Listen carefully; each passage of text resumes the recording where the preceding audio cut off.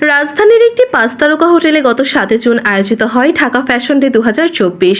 সেখানে এক ঝাঁক অভিনেত্রীর সঙ্গে র্যাম্পে হাঁটেন শাকিব খান। সেই প্রতিষ্ঠানের সঙ্গে যুক্ত থাকলেও দেখা যায়নি চিত্রনায়িকা অপু বিশ্বাসকে।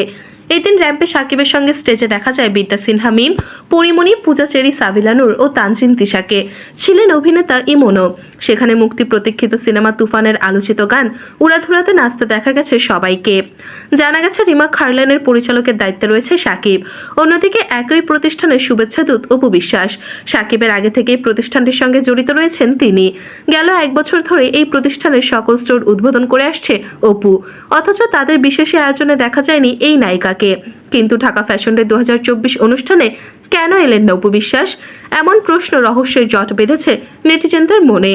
এদিকে নায়িকার না আসার কারণ হিসেবে জানা গেছে শিডিউল জটিলতায় ছিলেন অপু বিশ্বাস, তাই সময় বের করতে না পারায় এই অনুষ্ঠানে দেখা মেলেনি তার।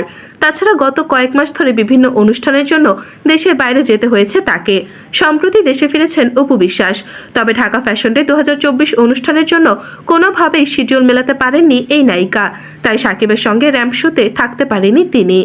তো বন্ধুরা, কেমন লাগলো আজকে ভিডিও অবশ্যই কমেন্ট করে জানাবেন, এবং ভিডিওটি ভালো লাগলে অবশ্যই চ্যানেলটিকে সাবস্ক্রাইব করে ভিডিওতে একটি লাইক দিয়ে বন্ধুদের সাথে শেয়ার করে দেবেন।